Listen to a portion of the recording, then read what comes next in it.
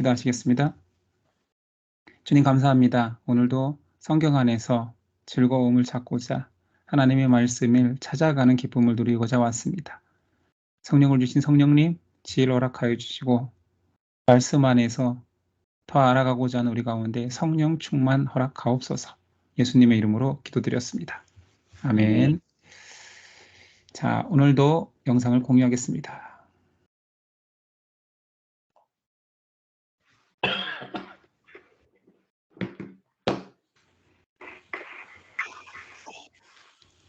네, 잘 보이시죠? 항상 반복이 가장 중요한 거니까 반복을 할 때 여러분들도 그냥 따라오지 마시고 내가 기억하는 것 같다 또는 이제 제가 말할 때마다 여러분 속으로 말씀하시든지 뭐 소리내서 말씀해도 좋고. 자, 장제목에서 우리 복습하도록 하겠습니다. 창세기에서는 1장에서 10장까지 가장 중요한 것은 6장의 방주 그림입니다. 방주 그림을 이 시트 1장에서 10장까지라는 것을 기억하고 자, 진행하는 거죠. 방주 위에 아담의 족보. 그러나 1장부터 간다라면 방주 옆에 에덴 동산의 나무를 떠올리면서 1장 천지창조, 2장 선악과 금지, 3장 뱀의 유혹이죠. 4장 아담의 두 아들 가인과 가인이 아벨을 죽인 사건, 5장 아담의 족보, 결국은 죽었지만 셋을 통하여서 믿음의 계보가 이어진다라는 거. 그리고 중심 그림인 노아의 방주가 6장입니다. 노아의 방주니까 이제 노아의 홍수가 시작되겠죠. 40주야를 나타내는 이 네 기둥, 40주야 비가 내리고 방주가 아라랏산에 머뭅니다. 그래서 아라랏산 방주 8장, 하나님이 다시는 물로써 인류를 심판하지 않겠다 해서 무지개 언약 9장입니다. 10장은 열국 백성 노아의 족보가 나무에 걸려 있는 걸로 기억하면 되는 거죠. 자, 두 번째 시트 한번 기억해 볼까요? 창이 두 개인 곳은 소돔과 고모라 멸망 땅입니다. 이 9장에서 시작하는 거예요. 천사가 서 있고요. 천사가 아브라함을 바라보고 있는 것이 5장이고 아브라함이 고향을 떠나는 부분이 그 앞에 있습니다. 11장은 자 11을 기억하는 거죠. 바벨탑. 11장 이렇게 기억도 하고 바벨탑이 이 그림 속에 그리고 고향을 떠나 나오는 아브라함의 소명이죠. 그 다음에 아브라함과 롯이 이제 땅을 나누는 거죠. 그래서 롯의 분가 이 부분은 롯이 택한 아름다운 그 산지를 드러내는 그림이었습니다. 롯이 전쟁에 포로로 끌려가죠. 저 연기 나는 부분 전쟁에 끌려가고 아브라함과 식솔 318인이 전쟁에서 이겨 롯을 구출해 오는 중에 그것을 기념하기 위해서 멜기세덱이 떡과 포도주를 들고 환영하죠. 아브라함이 축복을 받고 11조를 드렸습니다. 그 부분이 멜기세덱, 살레망 멜기세덱. 아브라함이 하나님과 이제 언약을 체결하는 횃불 언약 기억하시죠? 횃불 언약, 무별, 하늘의 무별과 같이 너희 후손을 줄 것이다 라고 하면서 횃불 언약하면서 예언한 것은 6월절 그 10번째 재앙처럼 느낀다고 해서 이때 예언된 것은 4대 만에 포로가 되어 4대 만에 나올 것이다. 400년 포로 생활할 것이다. 이런 것들이 6월절에 예언들이 이때 있었지요. 자, 약속의 아들 이삭을 주겠다. 뭐 이름은 얘기하지 않았지만 너의 적통을 주겠다 했는데 여기에서 불신하여서 이스마엘을 낳은 것이 16장. 아브라함과 하나님께서 더욱더 확실한 너의 소명을 확립할 수 있는 이름을 주겠다 해서 계명을 하죠. 그러면서 그것을 증표로 할례 언약을 세웁니다. 이때 하나님의 이름도 우리가 강조해보고 알아봤었죠. 소돔 고모라 직전에 천사가 나타나 소돔을 조사하죠. 그때 의인 10명, 손가락에 나타내는 10명, 의인 10명이 없어서 멸망하리라 했던, 그리고 아브라함이 하나님께 간구하였던 50명부터 45명, 40명, 기억나죠? 30명, 20명, 10명이 있어도 그것을 멸망하겠습니까? 근데 결국 10명이 없어서 소돔과 고모라가 멸망하는 이 창 두 개가 19장이고요. 그다음에 아브라함이 블레셋에 가서 그랄 땅 아비멜렉 왕명이라고 했죠. 아비멜렉에게 이 사라를 누이라고 속였고 그 이후에 큰 재물을 얻어서 나올 수 있었던 것이 20장입니다. 자, 우리 계속 가볼까요? 자, 그리고 이제 이삭을 출생하죠. 이 출생은 여기 이삭의 신혼방이에요. 이삭의 신혼방이 전체적인 배경이고 창틀이 3개 있어서 21장에서 30장 그림인 것을 연상해야 되고 이삭이 걸려 있죠. 그리고 기저귀가 걸려 있죠. 여기는 이삭 출생. 이삭이 태어나자마자 태어나고 하나님께서 이삭을 이제 제물로 드려라 했던 번제 사건이 있었죠. 하늘의 별과 같은 이 점들, 바다의 모래와 같고, 그다음에 여기서는 대적의 문, 그다음에 이 동그라미 안에 복자를 그려 넣었었죠. 이렇게 복자를 딱. 이 모든 것들이 순종한 이후에 받은 축복들이었다라는 거. 그리고 13장에서는 이 방 한 구퉁이에 사라의 영정사진이 있었습니다. 이곳이 바로 헤브론, 기럇아르바, 마므레 다 똑같은 이름이라는 거. 이삭이 어머니를 잃은 이후에 이제 다시 위로를 받는 부분이 이삭과 리브가의 결혼식 장면, 결혼이 나오지요. 결혼의 여정들은 기억나죠. 종 엘리에스를 통하여서 리브가와 만나고 리브가를 데려와서 이삭이 위로받아 결혼했다라는 내용까지 우리가 한 것 같아요. 맞죠? 자, 오늘 내용을 한 이후에 또 장제목에 접목해 봅시다. 오늘 내용은 그러면 5장부터 이제 이야기를 나눠보죠. 자, 24장에 우리 계부 한번 다시 한번 볼까요?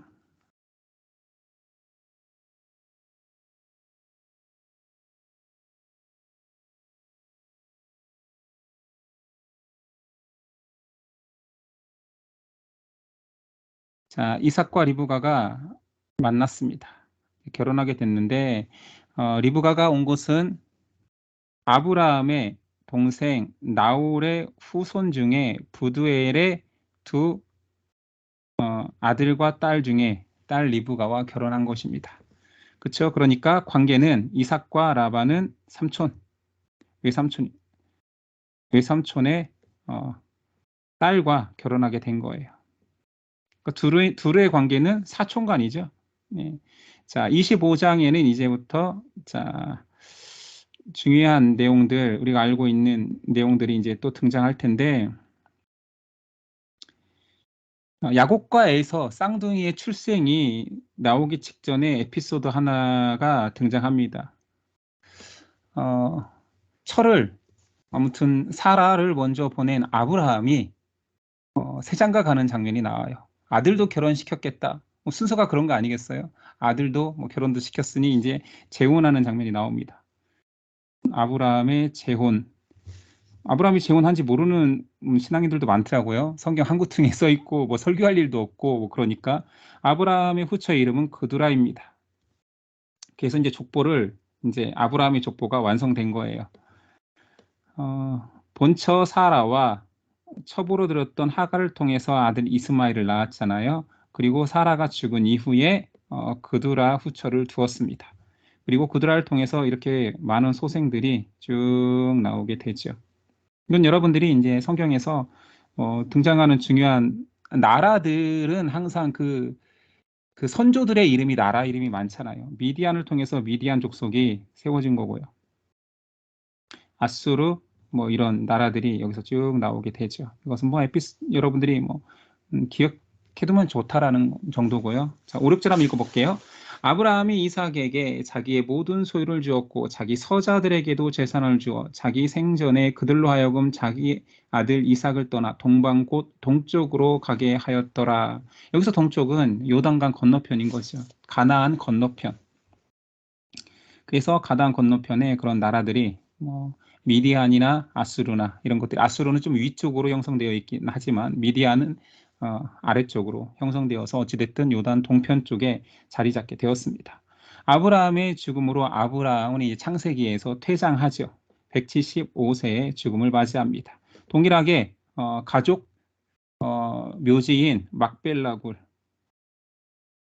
헤브론에 있는 막벨라 굴에 장사 지냈고요. 이스마엘도 죽음으로 퇴장의 장면이 나오지요. 이삭은 그 이후에 부엘라 헤로이로 장소를 옮깁니다. 우리 그럼 장소 한번 강조 안 했으니까 한 번만 해볼까요? 자, 지중해입니다. 여기가 좀 크게 그릴게요. 자, 이게 사해, 염해죠. 이 요단강입니다. 이게 이제 갈릴리 바다 또는 호수라고 여겨지는 그 작은 땅인데, 여기서 중요한 지명들은 여러분들 계속 나올 거니까 구약에서 중요한 지명들은 이 사해를 중심으로 위에, 중간에, 아래에 이 세 개만 알아도 정말 성경이 입체적으로 보여요. 사해의 위쪽 상단에는 예루살렘이에요. 이 중간에는 우리가 계속 강조하고 있는 헤브론이에요. 헤브론. 그리고 이 하단이 브엘세바예요. 자, 부엘라헤로이는 애굽으로 치우친 밑에 있어요. 부엘라헤로이.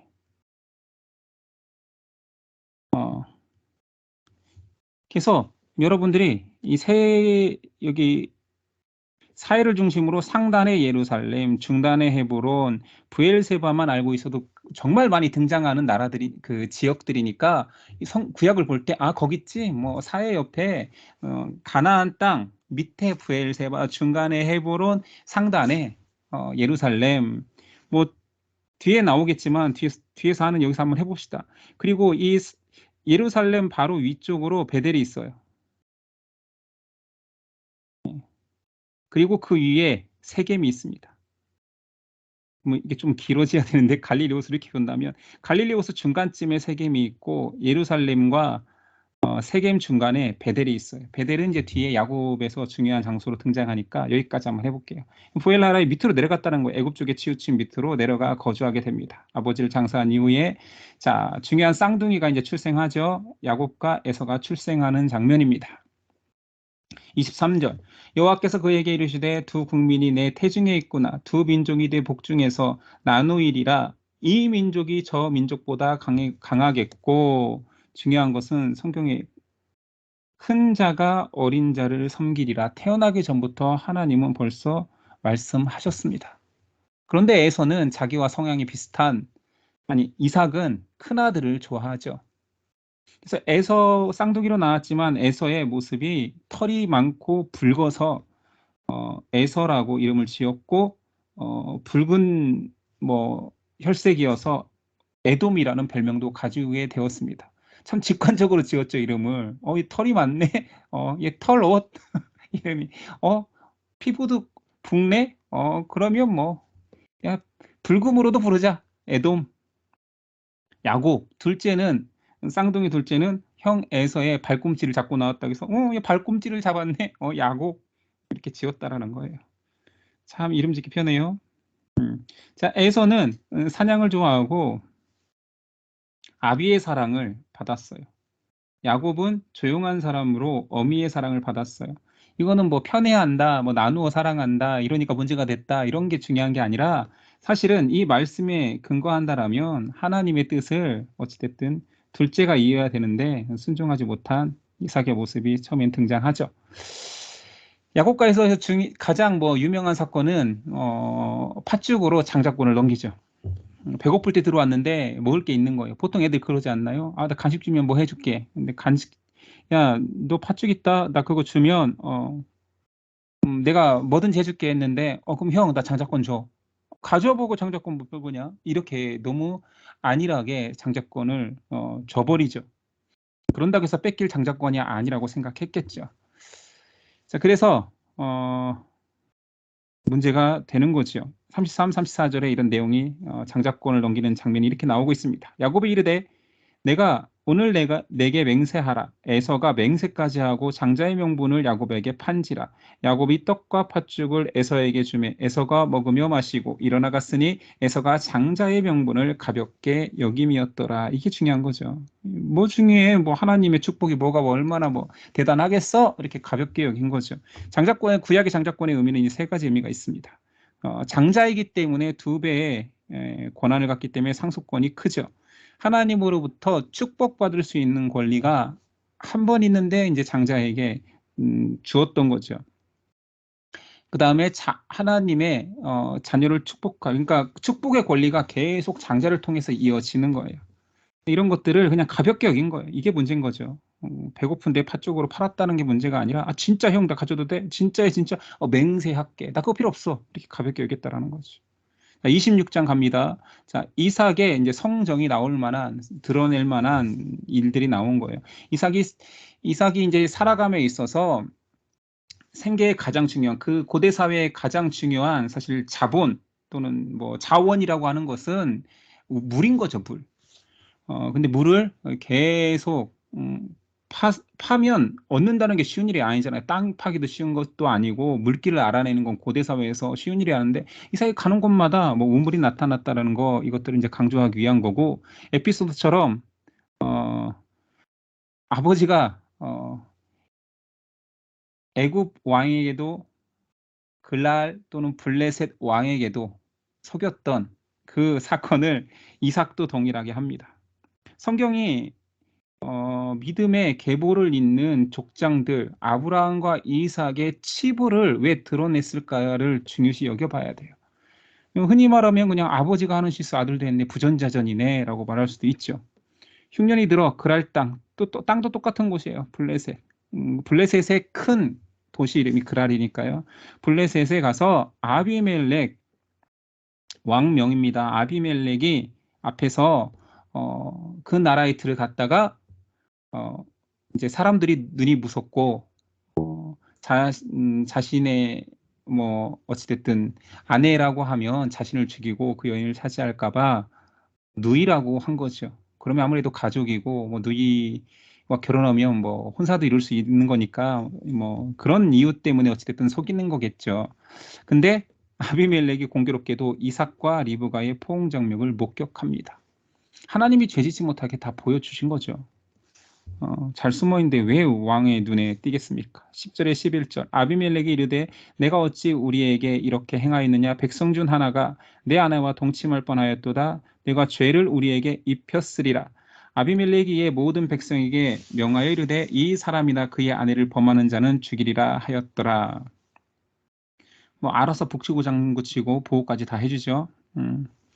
이런 하나님의 사람은 하나님께서 함께 하시고 보호하심이 있다라는 것을 그의 윤리나 또는 도덕적인 모습이 그 실수가 드러날지라도 그것보다 더 크신 하나님의 인도하심이 있다 이런 것들을 아브라함과 이삭을 통해서 반복적으로 보여주는 거예요. 아브라함이 완전해서 택함 받은 게 아니다. 이삭이 완전해서 내 민족으로 삼은 것이 아니다. 약점이 다 있었다. 되게 연약하고 두려워했고 그런 작은 사람이었을 뿐이다. 그러나 내가 그를 인도했다. 이런 것들을 강조하기 위함이겠죠. 자, 이삭의 성품을 드러내는 이제 우물이라고 했죠. 저 우물을 가는 곳마다 파는데 우물이 터지는 거예요. 12절이야. 이삭이 그 땅에서 농사하여 그 해에 100배나 얻었고 여호와께서 복을 주심으로 그 사람이 창대하고 왕성하여 마침내 거부가 되어 농사함에 있어 필수인 물들을 계속 얻으니 블레셋 사람들이 시기하기 시작합니다. 그래서 되게 못됐죠. 우물을 박아버립니다. 에이 죽어라. 뭐 그런 거겠죠. 첫 번째 막은 우물은 사실은 아브라함 때 판 우물을 복원한 거예요. 그 우물의 이름은 에색이라고 했던 거죠. 그들이 첫 번째 우물을 막았습니다. 그래서 다시 팠어요. 이게 다시 팠는데 또 나오는 것은 너무 신기한 일인 거거든요. 그래서 신나라고. 그런데도 거기서도 막 또 싸움이 일어나는 거예요. 이 다툼이라는 이름의 에색. 두 번째도 또 블레셋 백성들이 막 대적하고 싸움이 일어나니까 신나라고 지었어요. 세 번째는 이제 여긴 장소가 넓은 곳에 와서 또 팠는데 또 나온 거예요. 르호봇. 에색, 신나, 르호봇. 뭔가 이렇게 문제 내기 좋잖아요. 이사기판 첫 번째 우물, 두 번째 우물, 세 번째 우물. 그래서 이것을 여러분 이상하게 여기지 말고 언어 유희로 한번 외워봅시다. 말장난으로. 저 이상하게 생각하지 말고 들어요. 말장난입니다. 첫 번째 우물은 애색입니다. 애새끼들이 다툰다. 애색 다툼. 미안해요. 이런 속어를 쓰고 새끼라고 했어요. 애새끼들이 다투네. 애색 다툼. 애색 끼 뭐 이런 거. 자, 그런데 어떻게 다투냐? 신나게 싸워요. 신나게 싸웁니다. 애새끼들이 다툰다. 신나게 싸운다. 애색 다툼 신나 대적. 그리고 이거는 좀 유치하지만 뭐 르호봇 안 할게 이거 제가 외운 방식이 있는데 차마 민망해서 못하겠네요. 아무튼 르호봇은 알아서 외우십시오. 이 새끼들이 신나게 다툰다 이 정도 외우면 르호봇은 여러분들이 알아서 말장난을 해보십시오. 저는 아무튼 이상한 말장난으로 이 에색 신나 르호봇은 잊어버리질 않습니다. 자, 그리고 또 여기서도 이제 끝난 것 같은데 더 이제 아예 부엘세바 원래 아까 그림 그렸었죠. 부엘라 헤로이라는 좀 애굽에 치우쳤던 위치에서 올라와서 아예 이렇게 여기 이런 다툼이 있는 곳에서 벗어나서 부엘세바로 옮겨요. 부엘세바는 앞에서 아브라함이 블레셋 아비멜렉과 더 이상 다투지 말자라고 한번 맹세했던 곳이에요. 그래서 이름조차도 맹세의 우물 부엘세바였죠. 그래서 다툼 지쳐서 그냥 올라온 것 같아요. 부엘세바에서 다시 올라와서 아브라함이 살았던 그곳에 와서 제단을 쌓고 25절에 고백을 하는 거죠. 이삭이 그곳에 제단을 쌓고 여호와 이름을 부르며 거기 장막을 쳤더니 이삭의 종들이 거기서도 우물을 팠더라. 우물이 안 살면 또 막히고 하니까 다시 파는데 또 나왔다라는 얘기겠죠. 근데 왜 부엘라헤로이와 부엘에셀이 중요하느냐? 부엘라헤로이는 사실은 약속의 땅에서 좀 멀어진 곳이에요. 가나안에 완전 미치니까. 부엘세바로 올라와야지 하나님이 약속한 땅에 있어야 사실은 형통할 수 있는 거죠. 뭐 그런 의미가 뭐 있다고 써 있지는 않지만 아버지 아브라함 때 했던 그 동일한 언약을 이삭 때 다시 한번 합니다. 평화 언약. 28절 이하 그들이 이르되 여호와께서 너와 함께 계심을 우리가 분명히 보았으므로 이들한테 이게 놀라운 일인 거예요. 우물을 찾는 것도 힘든데 뭐 파면 나와. 쫓아내고 덮어놓고 막 대적해도 또 나와. 그래서 그들은 놀라는 거예요. 뭐야 이 사람. 그거는 신이 함께하지 않으면 불가능할 거라고 믿는 거죠. 우리의 사이 곧 우리와 너 사이에 맹세하여 너와 계약을 맺으리라 말하였노라. 너는 우리를 해하지 말라. 이는 우리가 너를 범하지 아니하고 선한 일만 내게 행하여 내가 평안히 가게 하였음이라. 이제 너는 여호와께 복을 받은 자니라. 너는 이게 외부인들이 고백할 만큼 이 당시에는 이게 그냥 신비로운 일인 거예요. 이 사람은 가는 곳마다 형통하고 우리가 어떻게 견제해도 하나님 절대자가 인도한다. 이방인을 통해서 고백하게 하죠. 자, 오늘 내용에서 조금 뭐 중요하진 않지만 이제 좀 제가 시간을 내서 다루려고 하는 부분이 이 에서의 족보예요. 에서의 족보가 중요하진 않아요. 믿음의 계보에서 벗어난 자이긴 하지만 근데 제가 개인적으로 이제 청년 때 성경 공부할 때 제일 어려웠던 부분이에요. 왜 어려웠느냐? 너무 꼬여 있었어. 그리고 제가 이제 청년 때 성경 공부할 때에는 신대원을 준비해서 뭐 공부를 하든 그때는 주석을 보거나 성경을 뭐 백과사전을 보고 주석이라는 백과사전 같은 주석이 있다 이런 걸 모를 때잖아. 신학을 하기 전이니까. 성경을 아무리 뒤져도 이게 해석이 안 되는 거예요. 사람이 안 맞아요.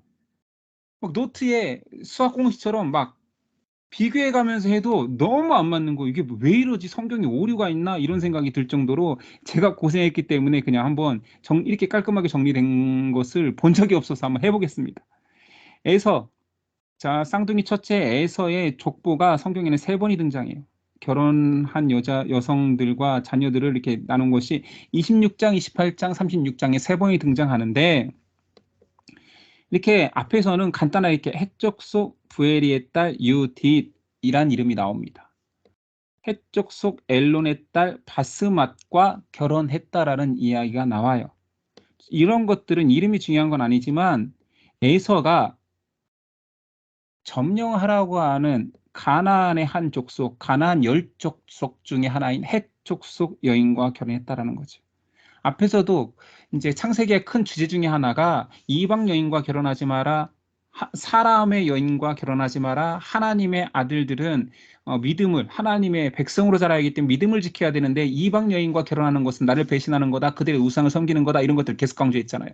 근데 에서가 벌써 헷 족속, 가나안 족속과 결혼하기 시작했다라는 게 중요한 거고, 이제 이름을 맞춰보겠다라는 거예요. 자, 36장에는 이게 바스맛이라고 되어 있는데 28장에는 마할랏이라고 이름이 써 있어요. 여기서부터 이제 오류가 있는 거예요. 수식어는 똑같았어요.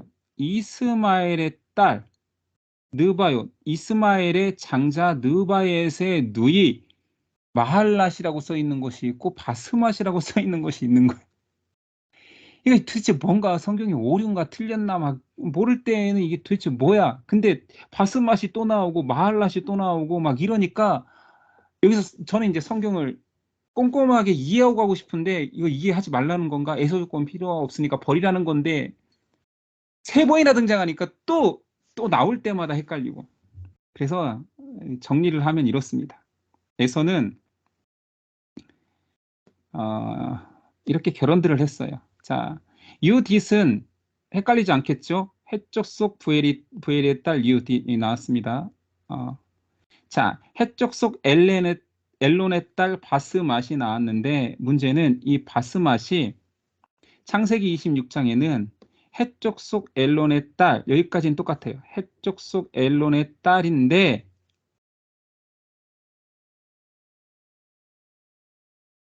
바스맛이라고 해놓고 엘리바스를 낳았다라는 말이 또 나와요.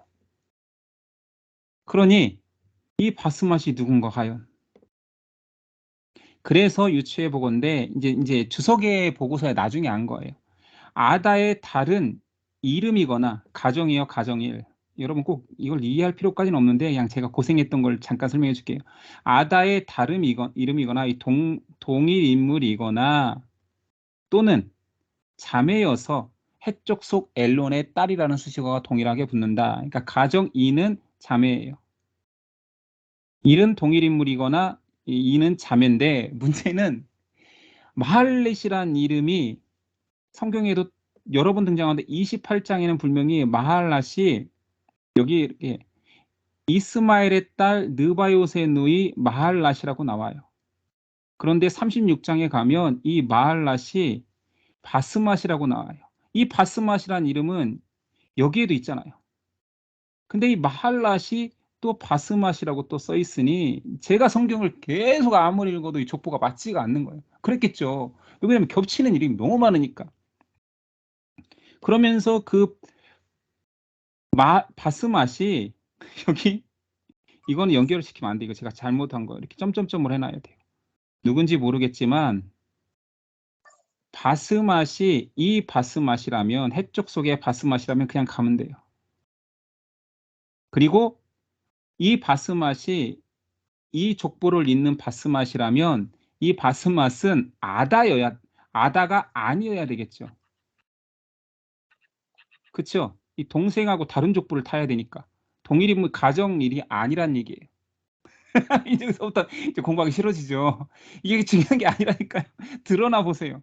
만약에 근데 이 바스맛이 마할랏, 말했잖아요. 마할랏의 다른 이름이 바스맛이라고 했으니 이 바스맛이라면 이 바스맛은 가정일 누이가 아니라 아다의 다른 이름, 이렇게 동일 인물이 되면 이족보를 타면 되는 거고요. 이 마할랏, 이스마엘의 딸 마할랏이 되면 이 마할랏이 바스맛이 되면 되는 거예요. 가정 1에 의해서. 이건 가정 2를 탄 거죠. 아, 틀렸네. 가정 2를 탄 거. 이렇게 헷갈리다니까요. 중요한 건 제가 성경이 중복된 이름이 있다라는 것 때문에 복잡했던 거지 오류가 있지 않다라는 것을 나중에 성경에서 이제 제가 주석을 찾아보면서 내가 아주 상식적인 걸 빼먹은 거예요. 뭐냐면 동명이인이 있을 수 있다라는 생각을 안 하고 왜 바스맛이 왜 이렇게 도대체 바스맛은 누구의 엄마야? 엘리바스의 엄마야? 르우엘의 엄마야? 성경은 틀렸어? 이렇게 생각한 거죠. 근데 간단한 거 이 결론을 내리기 위한 거예요. 동명이인이었고 바스맛이 아다로 불리울 수도 있었고 마할랏이 바스맛으로 또 불릴 수도 있었기 때문에 이 바스맛과 이 바스맛은 다르다라고 해버리면 될 거였는데 전 똑같은 한 사람으로만 하려고 하니 족보가 계속 꼬였던 것입니다.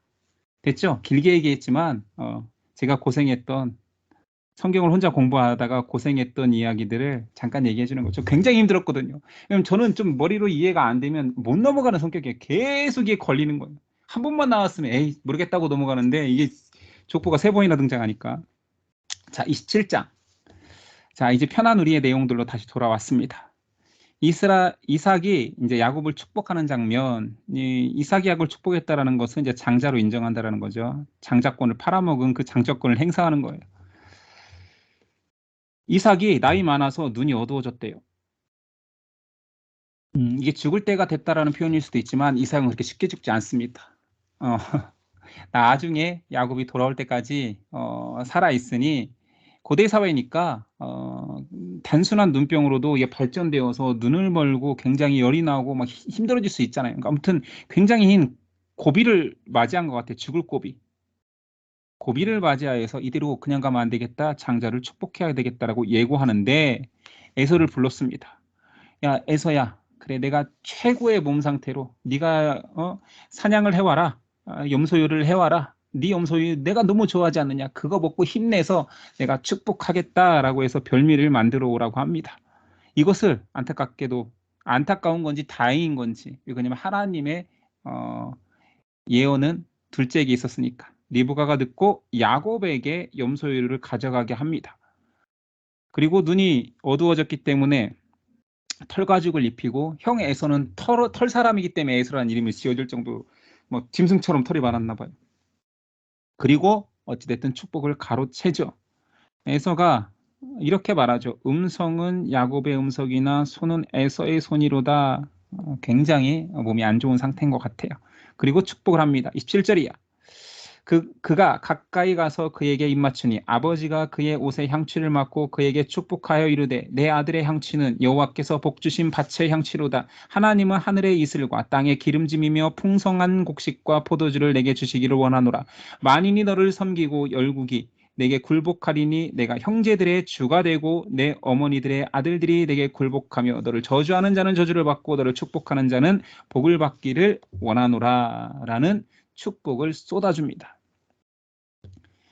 좋은 것들만 있죠. 뭐 땅의 기름짐, 또 뭐가 있을까요? 풍성함, 열국이 너를 섬기고 형제들의 주가 된다.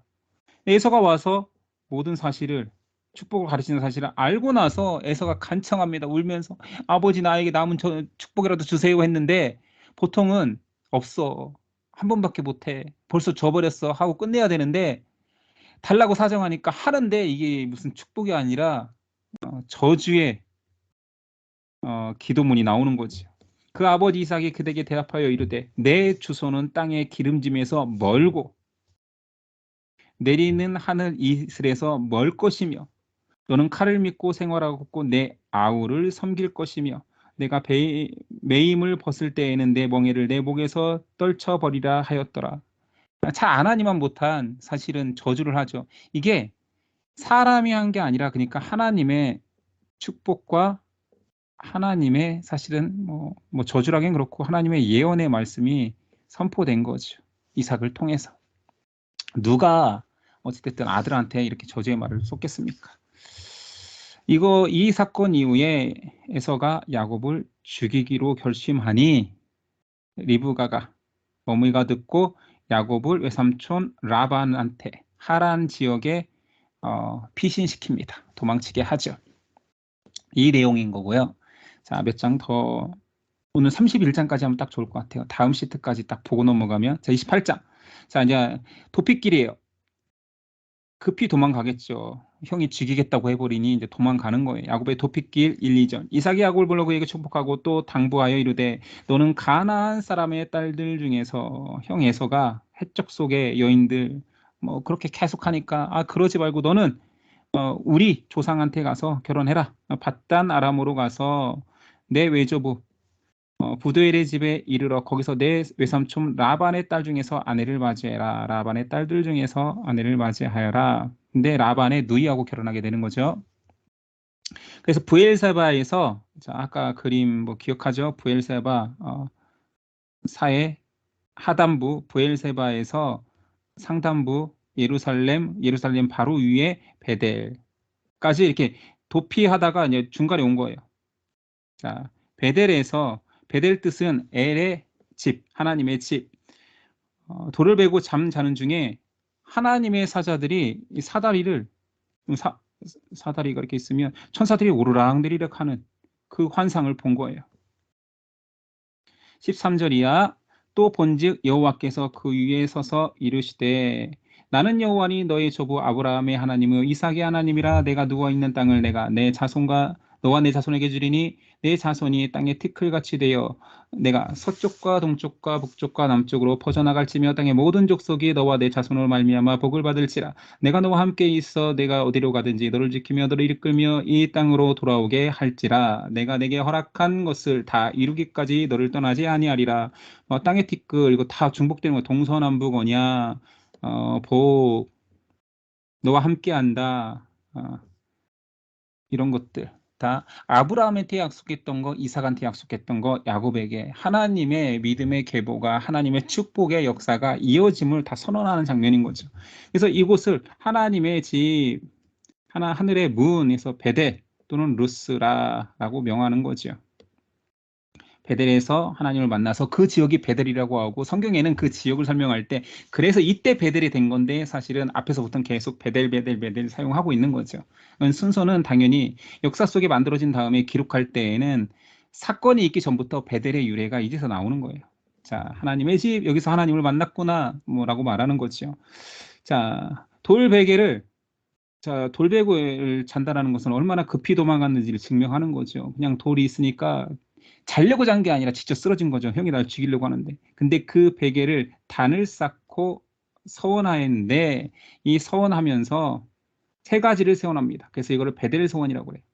베델에서 야곱이 서원했다. 그래서 베델 서원, 언약, 약속 세 가지는 이런 거죠. 1번 내가 지금 도망가지만 하나님의 땅 이곳에 다시 내가 안전하게 돌아오기만 하면 하나님은 나의 하나님, 평생에 내가 섬기는 절대자일 것입니다. 라고 고백하는 거죠.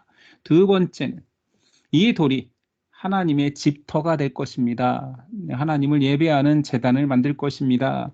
세 번째는 그 제단의 예물을 제가 드리겠습니다. 11조의 약속 이런 것들이 계속 이루어집니다. 자, 올라가서 하란은 뭐 밧단 아람 그 지역이니까 자 여기다 그냥 그리고 지울게요. 자 이렇게 해서 여기서부터 브엘세바에 출발해서 우리가 기억하죠? 이 고속도로 꺾이는 지점 이 부분이 꼭대기가 하란이에요. 여기까지 전속력으로 도망친 거예요. 자, 이 하란에 와서 밧단 아람의 한 성이죠. 아람 민족이 살고 있는. 자, 하란에 도착했습니다. 자, 그래서 아까 이 부분을 설명했어요. 에서의 또 다른 아내 여기서 이스마엘의 딸 느바엣의 누인 마할란. 근데 이게 참 슬픈 거예요. 이삭이 자기도 반성했겠죠. 왜 나를 이뻐했던 아버지가 왜 갑자기 동생의 편을 들까? 그 축복을 받았으니 이제 나를 싫어하는 건가? 뭐 이런 여러 가지 생각을 할 수 있었겠죠. 근데 중요한 것은 그때 내가 가나안 여인들과 결혼해서 그런가? 이런 반성이 있었던 거예요. 그래서 이게 참 서글픈 말들이 여기 추가되는 거예요. 에서가 또 본즉 가나안 사람들의 딸들이 그의 아버지 이삭을 기쁘시게 하지 못하는지라. 며느리들이 기쁘게 하지 못하는 것이 느껴지는 거예요. 그냥 아버지가 먼저 미워했을 수도 있죠. 왜 너는 이방 여인이랑 결혼했니? 왜 이방 여인들의 그 우상들을 섬기려 하니? 이게 에서가 이스마엘에게 가서 자기 친족이잖아요. 이스마엘에게 가서 철을 구해온 거예요. 그래서 이스마엘의 딸 느바요세, 이 장자 이름을 넣은 거예요. 그냥 누이인 마할랏을 데려와서 아내를 맞이했죠. 얼마나 인간적이에요. 신앙의 본질은 이것이 아니잖아요. 신앙의 본질은 이렇게 에서의 믿음이 좋았다라면 괜찮았겠죠. 에서 자체의 믿음이 중요한 건데 본질은 에서의 믿음인 건데 사람들은 그렇게 생각할 수도 있다라는 거예요. 비본질인 거죠. 결혼을 잘하면 믿는 사람과 결혼하면 내가 신앙생활 잘하겠지. 에서가 비슷한 생각한 거 아니에요? 내 가나안 여인들이 아비와 우리의 여호와 신앙을 그러니까 내가 미움받은 거 아닐까? 내가 장자권을 뺏긴 거 아닐까? 인생을 반추하다 보니 그러면 다시 우리 혈족과 결혼한다라면 나를 이뻐해 주지 않을까? 아버지가 기뻐하지 않을까? 에서가 하나님을 신실하게 따르면 됐을 수도 있는 문제였을 수도 있죠. 결론적으로 말하는 것뿐이에요. 그냥 묵상의 거리로 한번 생각해 보자라는 거죠. 신앙은 내 믿음, 내 신앙이죠. 자, 29장으로 갑니다. 이제 요셉이 29장까지 못 가겠네요. 조금 우리가 늦게 시작했으니까 제가 5분만 더 할게요. 29장까지만 할게요. 자, 지금 야곱 이야기하고 있죠. 3대 족장 야곱이 이제 라반의 집으로 와서 두 아내를 만나는, 그리고 그 안에서 봉사하는 에피소드가 나옵니다. 결혼할 여인을 만나는데 라반의 집에 들어가게 되는데 또 우물가예요. 우물가에서 첫눈에 반하는 여인을 만나죠. 왜 성경에는 그렇게 우물가가 많이 우물가에서 꼭 만남이 이루어질까요? 창세기 설교 때 이건 제가 한번 설교한 적이 있습니다. 우물가에 대한 좀 영적 의미 이런 것들을 사람이 이제 물 먹는다. 고대 사회의 욕망의 최고는 사실은 물에 대한 갈증, 갈급함의 대명사가 물이에요. 욕망의 집약체이며 또는 생명의 집약체로서 물을 많이 등장시키죠. 우물가의 만남은 사실 완성은 예수님이 하셨죠. 우물가의 여인처럼. 그 여인만큼 인생에 대한 갈증과 생명에 대한 갈증이 가득했던 여인은 없죠. 우물가의 여인, 신약에 나오는 생명의 만남이 물가에서 이루어지지만 그 물을 먹음으로 인생의 갈증이 해갈되는 건 아니에요. 예수님이 하신 말이죠. 내가 주는 물을 먹어야 영원히 목마르지 않다. 그러니까 가장 중요한 만남이 예수 그리스도의 만남, 사실은 신앙인의 만남, 신앙인의 결합, 신앙을 알아가고 신앙이 전수되고 이 모든 것들의 이제 장소로서 계속 강조되어서 결국은 예수 그리스도가 생명의 물임을 강조하기 위한 다 장치인 거예요. 저는 그렇게 해석했던 것 같아요. 설교도 했고 혹시 기억나시는지, 안 기억나면 나중에 향성 설교를 참고하시든지. 아무튼 여기 설교하는 시간이 아니니까 스토리를 계속 가야 되니까, 자, 라반의 조카임을 밝히고, 실제로 라반의 조카잖아요. 그리고 라헬의 집에 들어가 살게 되죠. 라헬의 첫눈에 반했으니까. 그래서 라헬을 사랑함으로 삼촌 집에서 7년을 봉사하면 삼촌이 그래, 내 둘째 딸 줄게, 결혼시켜 줄게 라고 해서 7년을 봉사하는데 그 내용이 고백이 이렇습니다. 여성들이 참 이 말씀을 좋아하더라고. 이런 남자를 찾는가 봐요. 20절. 야곱이 라헬을 위하여 7년 동안 라반을 섬겼는데 그를 사랑하는 까닭에 7년을 며칠같이, 이거는 개혁계 중에서는 7년을 며칠같이라고 이렇게 이제 바꿨잖아요. 근데 옛날 말이 더 좋았던 것 같아요. 7년을 하루같이 7년을 하루같이 섬겼대요. 그리고 이제 삼촌이 드디어 허락해서 결혼식을 하는데 안타깝게도 삼촌한테 속아서 첫날 밤에 언니를 방에 신방에 들여보내주죠. 또 야곱은 그걸 아침에야 또 알아요. 첫날 밤을 지내고 나서 아침에 보니까 언니인 거예요. 자기가 좋아하는 7년을 하루같이 섬긴 라헬이 아니라. 그때서야 라반이 우리 전통에 언니보다 동생을 먼저 시집 보낼 수는 없다. 그래서 7일 혼례식을 치러라. 그리고 8일째에 라헬과 결혼하되 레아를 먼저 결혼했으니 앞에 7년 봉사는 레아를 위한 거고 뒤에 또 라헬을 위해서 7년 더 봉사해야 된다. 완전히 노예 계약을 체결한 거죠. 근데 사랑 때문에 또 해냅니다. 7년을 하루같이 14년을 이제 하루같이 산 거죠. 라헬과 결혼했기 때문에. 이 라헬과의 사랑이 어찌됐든 뭐 뒤에 계속 얼마나 애틋했는지는 뭐 계속 나오죠. 그러니 요셉을 또 남달리 사랑했던 거고. 그래서 총 그는 나중에 양떼를 위해서 6년을 더 봉사했다고 나오니까 20년 동안 정말 노예 계약서를 체결하고 그렇게 살아가는 내용. 뭐 눈물 없이는 들을 수 없는, 그러나 우리는 너무나 웃으면서 얘기하고 있는 그런 이야기, 스토리가 이어지는 거죠. 자, 야곱의 자녀들은 이게 이제 또 하나하나 또 스토리가 다 있는 거기 때문에 여기서부터는 다음 주에 해야 될 것 같아요. 야곱의 자녀들을 단순히 12자녀를 언급하는 게 중요한 게 아니라 아내들 사건과 이게 또 자녀 낳기 레이싱을 하잖아요. 네가 먼저 낳네, 내가 먼저 낳네, 뭐 내가 이렇게 낳았으니 이름을 그렇게 짓겠네. 이 레이싱이 시작되기 때문에 이 레이싱을 뭐 중간에 끊기는 어려우니까 다음 주에 하는 걸로 하고, 중요한 것은 이건 장제목에 또 집어넣어야 우리가 외울 수 있으니 장제목으로 가봅시다. 자, 여기로 왔습니다. 자, 오늘 한 것이 25, 26, 27, 28 베델세원에 꼭 여기까지 했네요. 베델세원에서 결혼까지 레아와 라헬과 결혼한 것까지, 그리고 이제 자녀 낳기 레이싱은 여기 나오네요. 이 내용부터는 이제 중간에 멈춘 거예요, 아직. 여기 자녀 낳기 레이싱은 멈췄고 29장 중반까지만 했는데 오늘 많이 나가진 않았지만 한번 볼게요. 장제목 안에서.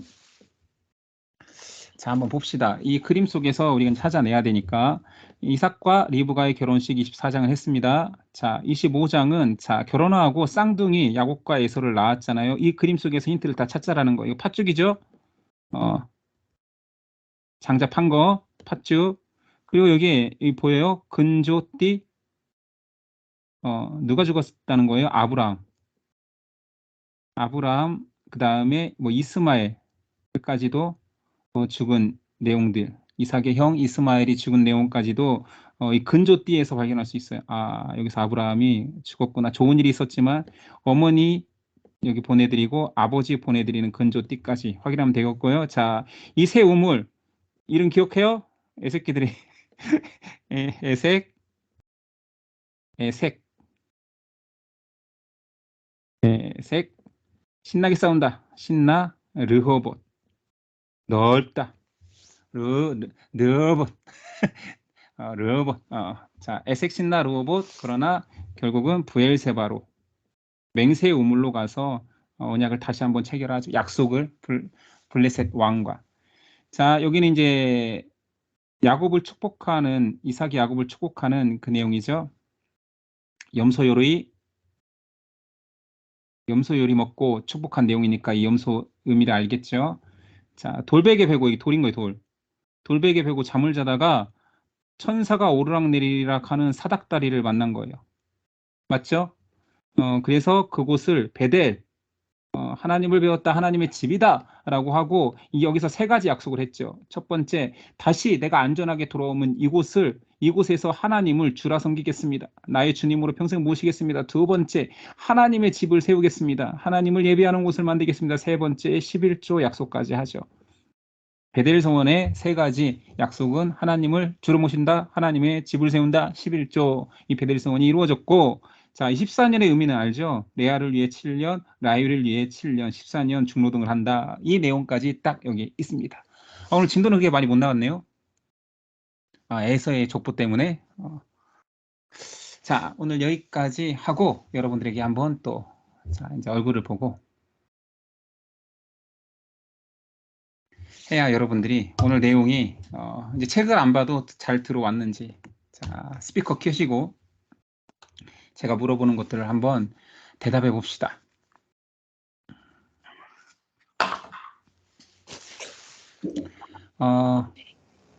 너무 쉬웠나요? 너무 쉬워서 어려운 걸 낼 수가 없네. 그럼 오늘도 지난주처럼 장제목을 그림으로 한번 떠올리는 거예요. 자, 이삭의 신혼방이 창살이 3개 있는 곳으로 시작해서 24장에 결혼하는 두 남녀 이삭과 리브가가 있는 거죠. 그림을 떠올리는 거예요. 그리고 그 밑에 자녀난 에서와 야곱과 에서 그 요람이 있고 그 밑에 3개의 우물이 있고 오른쪽에는 염소 요리가 있고 염소 요리를 바치고 있는 사다리는 베델세원의 사다리고요. 그 밑으로 14년 봉사에 따른 달력이 있어요. 맞죠? 자, 베델세원의 3가지 약속은 무엇입니까? 나의 하나님, 내가 단전에 들어오면 나의 하나님 것이며, 그렇죠? 또 하나님의 집을 세울 것이며, 예. 11조. 네, 11조. 예. 그렇죠? 자, 제가 말장난으로 한 새 우물의 이름을 혹시 기억할 수 있나요? 에색, 신나, 르호보. 에색, 신나, 르호보. 애새끼들이 다툰다, 신나게 싸운다, 장소가 르호보, 넓다. 뜻까지 다 한 번에 기억할 수 있죠. 그러나 결국은 그 지역을 벗어나 브엘세바에 와서 정착하는 모습까지. 오늘 뭐 문제 낼 게 별로 없어요. 다음 주에는 문제 낼 게 굉장히 많습니다. 야곱의 이 아들들의 이름부터 뜻, 근데 다 기억할 수 있어요. 왜냐면 다 스토리 안에 들어가니까. 자, 오늘 여기까지 하겠습니다. 오늘은 하나, 둘, 셋, 5장도 채 진도는 못 나갔네요. 그러나 진도를 빨리 내는 것보다 여러분들이 전체적으로 스토리를 한 번에 다 기억하고 있는 게 중요하니까. 알겠죠? 50장까지 나가면 여러분들의 장제목이 50장이 다 머릿속에 들어와 있는지, 중요 사건들 또는 중요 암기들이 잘 이루어져 있는지 한번 점검하는 시간도 갖도록 할게요. 오늘은 여기까지 하겠습니다. 제가 기도하고 마칠게요. 네, 감사합니다. 오늘도 성경 스토리만을 이야기했지만 그 모든 이야기가 만들어진 이야기가 아니요. 하나님이 역사하시고 인도하신 사람들의 이야기입니다. 믿음의 발자취요 하나님의 역사입니다. 우리가 그 역사를 살피고 알아갈 때마다 우리를 택하시고 인도하시는 하나님의 놀라운 섭리, 부족한 우리를 끝까지 인도하시고 하나님의 소나귀에 있는 백성을 얼마나 신실하게 이끄시는지를 고백할 수 있는 우리 되도록 그런 믿음 허락하옵소서. 오늘도 함께 해주신 하나님께 감사하며 예수님의 이름으로 기도드렸습니다. 아멘. 네, 오늘도 누리잠이 들어왔네요. 고생하셨어요. 예, 오늘도 함께 해주셔서 감사하고 다음 주에 또 만났으면 좋겠습니다. 감사합니다. 이렇게 마칠게요. 감사합니다.